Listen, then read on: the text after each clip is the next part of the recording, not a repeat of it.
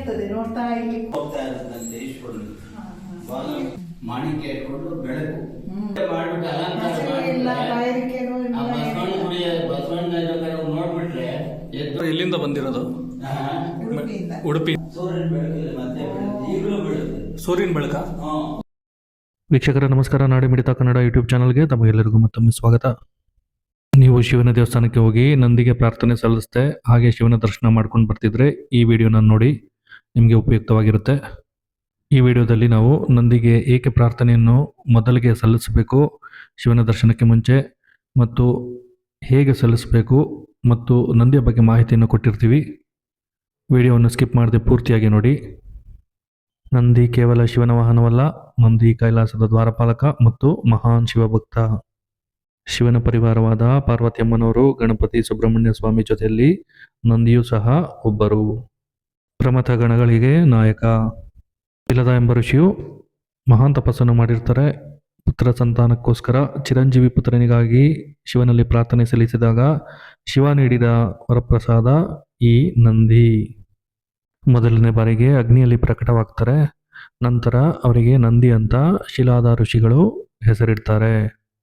ಒಂದು ದಿವಸ ಏನಾಗುತ್ತೆ, ದೇವನ ದೇವತೆಗಳು ಪ್ರತ್ಯಕ್ಷರಾಗಿ ನಂದಿಯು ಅಲ್ಪಾಯುಷಿ ಅಂತ ಹೇಳಿಬಿಡ್ತಾರೆ.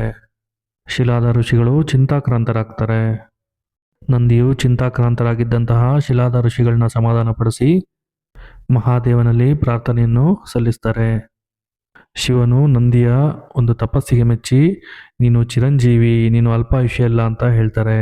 ನಿನ್ನನ್ನು ಪರೀಕ್ಷಿಸಲು ಈ ರೀತಿಯಾದಂತಹ ಸನ್ನಿವೇಶವನ್ನು ಸೃಷ್ಟಿ ಮಾಡಿದೆ ಅಂತ ಹೇಳ್ತಾರೆ. ನಂದಿಗೆ ತದನಂತರ ಮದುವೆ ಕೂಡ ಆಗುತ್ತೆ. ಮರುತಲ ಎಂಬ ರಾಜನ ಮಗಳಾದ ಸುಯೇಶ ಎಂಬ ರಾಜಕುಮಾರಿಯ ಜೊತೆಯಲ್ಲಿ ಮದುವೆ ಆಗುತ್ತೆ. ಶಿವ ನಂದಿಗೆ ಒಂದು ವರವನ್ನು ಕೊಡ್ತಾರೆ. ಏನು ಅಂತ ಹೇಳಿದ್ರೆ, ನೀನು ಎಲ್ಲಿರ್ತೀಯೋ ನಾನು ಅಲ್ಲಿರ್ತೀನಿ ಅಂತ ಹೇಳಿ. ಶಿವನಿದ್ದಲ್ಲಿ ನಂದಿ, ನಂದಿ ಇದ್ದಲ್ಲಿ ಶಿವ ಅಂತ ಆಗುತ್ತೆ. ಶಿವ ಸದಾ ತಪಸ್ಸಿನಲ್ಲಿ ಇರೋದ್ರಿಂದ ನಮ್ಮ ಪ್ರಾರ್ಥನೆಯನ್ನು ನಾವು ನಂದಿಗೆ ತಲುಪಿಸಿದಾಗ ಅವರು ಶಿವನಿಗೆ ತಲುಪಿಸ್ತಾರೆ ಅಂತೇಳಿ ನಂದಿಯ ಎಡಗಿವಿಯಲ್ಲಿ ನಾವು ಪ್ರಾರ್ಥನೆಯನ್ನು ಸಲ್ಲಿಸಬೇಕು. ಎಡಗೈ ಹೆಬ್ಬೆರಳು ಮತ್ತು ತೋರು ಬೆರಳನ್ನು ಎರಡು ಕೊಂಬುಗಳಿಗೆ ತಾಕಿಸಿ ಬಲಗೈಯಿಂದ ಬಾಲವನ್ನು ಮುಟ್ಟಿ ಹೆಬ್ಬೆರಳು ಮತ್ತು ತೋರು ಬೆರಳು ಅದರ ಮಧ್ಯಭಾಗದಿಂದ ನಾವು ಶಿವನ ದರ್ಶನವನ್ನು ಮಾಡಬೇಕು. ಮತ್ತು ನಾವು ಕಿವಿಯಲ್ಲಿ ಪ್ರಾರ್ಥನೆ ಮಾಡ್ಕೋಬೇಕಾಗುತ್ತೆ. ಅದು ಯಾರಿಗೂ ಕೇಳದ ರೀತಿಯಲ್ಲಿ ನಾವು ಪ್ರಾರ್ಥನೆ ಮಾಡ್ಕೋಬೇಕು. ನಾವು ಕಿವಿಯಲ್ಲಿ ಪ್ರಾರ್ಥನೆ ಮಾಡ್ಕೋಬೇಕಾದ್ರೆ ಕೈಯಿಂದ ನಾವು ಅದನ್ನು ಮುಚ್ಕೋಬೋದು ಪ್ರಾರ್ಥನೆ ಮಾಡೋದನ್ನು. ನೋಡಿ ಈ ರೀತಿಯಾಗಿ. ಬನ್ನಿ ಇವಾಗ ಅರ್ಚಕರು ಏನು ಹೇಳ್ತಾರೆ ಕೇಳೋಣ.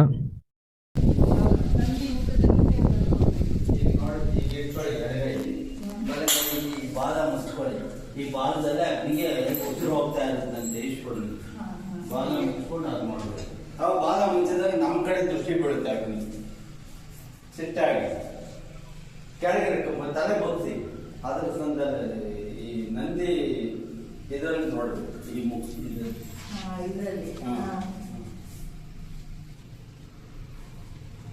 ನೋಡಿದ್ರೆ ನಿಮ್ಮ ಏನಾದರೂ ಬೈಕ್ ಇದ್ರೆ ಈ ಕಿವಿಯಲ್ಲಿ ಹೇಳ್ಕೊಳ್ಬೇಕು. ಹೋಗಿ ಅವ್ರಿಗೆ ಮುಟ್ಸೋದು. ವಿಡಿಯೋ ಇಷ್ಟ ಆಗ್ತಾ ಇದ್ರೆ ಲೈಕ್ ಮಾಡಿ ಮತ್ತು ಸಬ್ಸ್ಕ್ರೈಬ್ ಮಾಡ್ಕೊಳ್ಳಿ. ಒಳ್ಳೆಯ ಮಾಹಿತಿಗಳು ನಿಮಗೆ ಸಿಗುತ್ತೆ. ನಂದಿಯ ಚರಿತ್ರೆ ಕೇಳೋದ್ರಿಂದನೇ ನಮ್ಮ ಪಾಪಗಳೆಲ್ಲ ನಾಶ ಆಗುತ್ತೆ ಮತ್ತು ನಮಗೆ ಕೆಲಸ ಕಾರ್ಯಗಳಲ್ಲಿ ಜಯ ಸಿಗುತ್ತೆ. ಇದು ಪುರಾತನವಾದ ದೇವಸ್ಥಾನ, ಮಹಾಮಲ್ಲೇಶ್ವರ ಅಂತ. ಹಿಂದ್ಗಡೆ ಪಾರ್ವತಿ ಇದೆ. ಚೋಳು ಕಾಲದ ಪ್ರತಿಷ್ಠಾಪನೆ.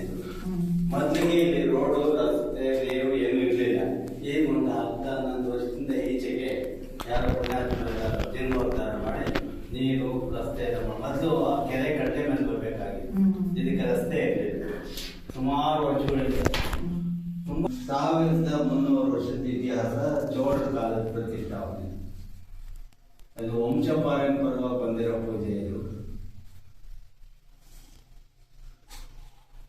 ಎಲ್ಲರೂ ಬಂದವರಿಗೆಲ್ಲ ಒಳ್ಳೆಯದಾಗುತ್ತೆ. ಬೆಂಗಳೂರು, ದೊಡ್ಡಬಳ್ಳಾಪುರ ಇಲ್ಲಿ ನಂಬಿರೋರಿಗೆಲ್ಲ ಪೂಜೆಗಳು ಮಾಡಿಸ್ಕೊಂಡು ಹೋಗ್ತಾರೆ. ಅವ್ರ ಏನ್ ಭಕ್ತಿ ಇದ್ರೆ ಅದು ಕೇಳ್ಕೊಂಡು ಹೋಗ್ತಾರೆ. ಅದು ನಡೆಯುತ್ತವ್ರಿಗೆ. ಮೇಡಮ್ ಅವರು ಎಲ್ಲಿಂದ ಬಂದಿರೋದು? ಉಡುಪಿಯಿಂದನಾ? ಉಡುಪಿಯಿಂದ ಬಂದಿದ್ದಾರೆ ನಮ್ಮ ದೇವಸ್ಥಾನ ನೋಡೋದಕ್ಕೆ. ತುಂಬಾ ದೂರದಿಂದ ಬಂದಿದ್ದಾರೆ. ತುಂಬಾ ದೂರದಿಂದ ಬಂದಿದ್ದಾರೆ. ಒಂದು ಸಣ್ಣದೊಂದು ಬೆಟ್ಟ ಇದೆ. ಆ ಬೆಟ್ಟದೊಳಗಿಂದ ಮಾಣಿಕ್ಯ ಇಟ್ಕೊಂಡು ಬರೋದಂತೆ. ಅವು ನಾವು ನೋಡಿದ್ ನಮ್ಮ ತಾತವ್ರು ನೋಡಿದ್ದಾರೆ. ಮಾಣಿಕ್ಯ ಇಟ್ಕೊಂಡು ಬೆಳಕು. ಆ ಬೆಳಕಿಗೆ ಒಂದು ಒಳಗಡೆ ಇಟ್ಟು ಅದು ಓಡಾಡುತ್ತದೆ. ಓ. ಯಾರು ತಗೊಳಕ್ಕಾಗಲ್ಲ, ಅದನ್ನ ತಗೊಳಕ್ ಹೋದ್ರು ಕಷ್ಟ. ಅದು ಸುಮ್ಮನೆ ಬಿಡುತ್ತೆ, ತಗೊಳ್ಳಿಕ್ಕೆ ಆಗುದಿಲ್ಲ, ಅದು ಕಚ್ತದದು. ಕಚ್ಚದಂದು ಆ ಬೆಳಕು ತುಂಬಾ ಪ್ರಕಾಶಮಾನವಾಗಿರುತ್ತೆ. ಹತ್ರ ಹೋಗ್ಲಿಕ್ಕೆ ಆಗುದಿಲ್ಲ. ಲೈಟ್ ಬೆಳಕಿಗಿಂತ ಜೋರಾಗಿರುತ್ತಂತೆ, ಮಿಂಚುತ್ತಾ ಇರುತ್ತೆ. ನೋಡಿರೋರು ಹೇಳ್ತಾರೆ, ನೋಡಿರೋರು ಇದ್ದಾರೆ, ನಾವು ನೋಡಿಲ್ಲ. ಅಲ್ಲ, ನೀವು ನೋಡಿರೋ ತರ ಹಾವು ಎಲ್ಲಿತ್ತು? ಇಲ್ಲೇ ಅಲ್ಲಿತ್ತಾ? ಆವಾಗಿತ್ತ ಮಾಣಿಕ್ಯ?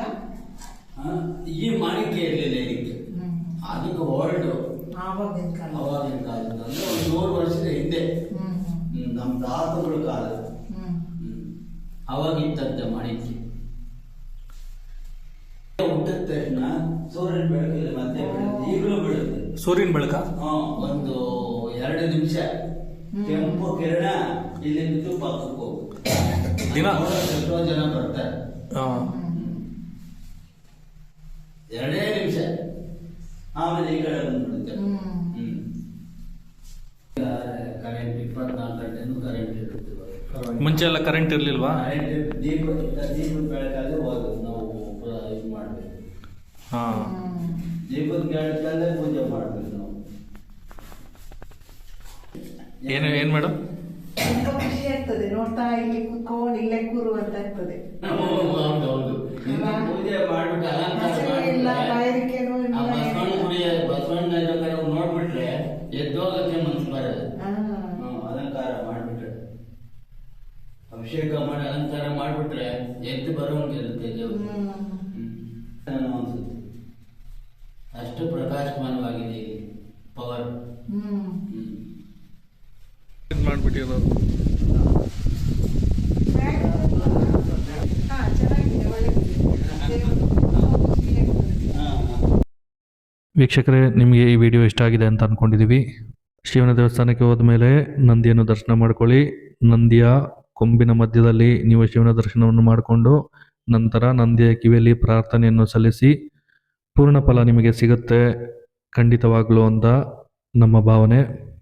ಈ ದೇವಸ್ಥಾನ ಪ್ರಕೃತಿಯ ಮಡಿಲಲ್ಲಿ ಗೌರಿಬಿದನೂರು ತಾಲೂಕು ಡಿಪಾಳ್ಯದಲ್ಲಿದೆ. ಮಹಾಮಲ್ಲೇಶ್ವರ ಸ್ವಾಮಿಯ ದೇವಸ್ಥಾನ. ಪುರಾತನ ದೇವಸ್ಥಾನಕ್ಕೆ ಭೇಟಿ ಕೊಟ್ಟು ದೇವರ ಆಶೀರ್ವಾದವನ್ನು ಪಡ್ಕೊಳ್ಳಿ. ವಿಡಿಯೋ ಇಷ್ಟ ಆಗಿದ್ದರೆ ಸಬ್ಸ್ಕ್ರೈಬ್ ಮಾಡ್ಕೊಳ್ಳಿ, ಲೈಕ್ ಮಾಡಿ ಮತ್ತು ಶೇರ್ ಮಾಡಿ. ಧನ್ಯವಾದಗಳು.